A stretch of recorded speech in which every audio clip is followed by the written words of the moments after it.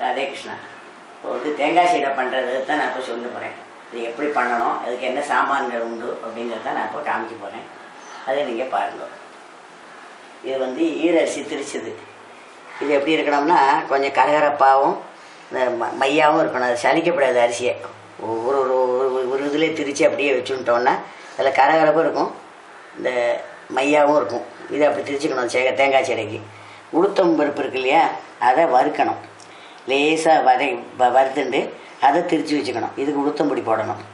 அதை வறுத்து திரித்து சளிச்சு வச்சுக்கணும், இல்லாட்டா வெடிச்சிடும். அதனால் சளிச்சு வச்சுக்கணும். அதுக்கு வேண்டிய உப்பு, அதுக்கு வேண்டிய தேங்காய். இது வந்து 6 பங்கு அளந்திருக்கேன் இந்த சின்ன டம்ளரால். 1 பங்கு உளுத்தம்பொடி, 1 பங்கு தேங்காய். இது அவ்வளோவையும் கலக்கணும். கலந்து அதுக்கப்புறம் உருட்டணும். இந்த மாவை வந்து தேங்காய், உளுத்தம்பொடி, உப்பு எல்லாம் போட்டிருக்கேன் பார்த்தீங்களா. இது வந்து கொஞ்சம் உதுந்தாப்புறம் இருக்கும். இதை வந்து பிடிக்க முடியாது சீடை. அதனால என்ன செய்யணும், கொஞ்சம் ஜலம் தெளிச்சுக்கணும். அதில் பிடிக்கிற பதத்துக்கு நம்ம ஜலத்தை தெளிச்சுட்டோம்னா, நிறைய விடப்படாத ஜலம், பிடிக்கிற பதத்துக்கு தெளிச்சுக்கணும். இந்த மாதிரி வரும்.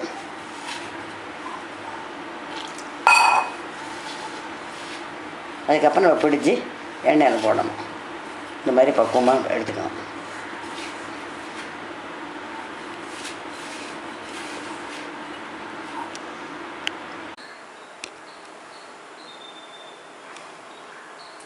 இந்த மாவில் கொஞ்சம் சூடு பிடிச்ச எண்ணெயை 1 ஸ்பூன், ஒரு 1.5 ஸ்பூன் விட்டேன்னா ரொம்ப நல்லாயிருக்கும்.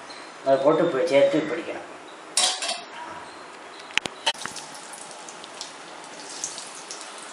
அதாவது எண்ணெயை வந்து ரொம்ப காயப்படாது, சுமாராக நல்லா காய்ஞ்ச உடனே போடணும். அதுக்கப்புறம் சிம்மில் வச்சிடணும்.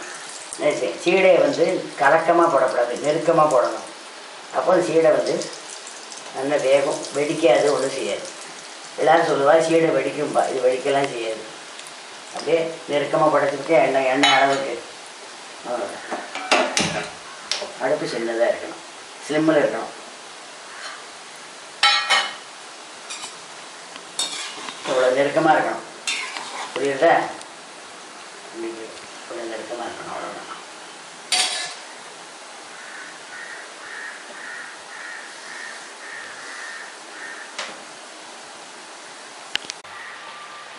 அதாவது இப்போது வெந்தாச்சு. இது கீழே நல்ல சிவப்பாக எடுத்துக்கிட்டா நல்லா வெந்தாச்சு. இதை அப்படியே எடுத்துட வேண்டியதான்.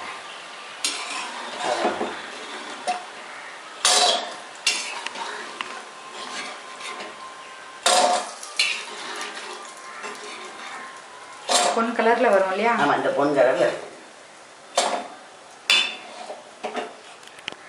இந்த சீடை வந்து வெந்த சீடை நல்ல பக்குவமாக இந்த பொன் நிறத்துக்கு எடுத்துடணும். இது ரொம்ப ருச்சியாக இருக்கும். இதுக்கு பேர் தேங்காய் சீடை சொல்லுவாள். இதை கிருஷ்ணன் பருப்புக்கு ரொம்ப முக்கியமாக இது பண்ணுவாள் எல்லோரும்.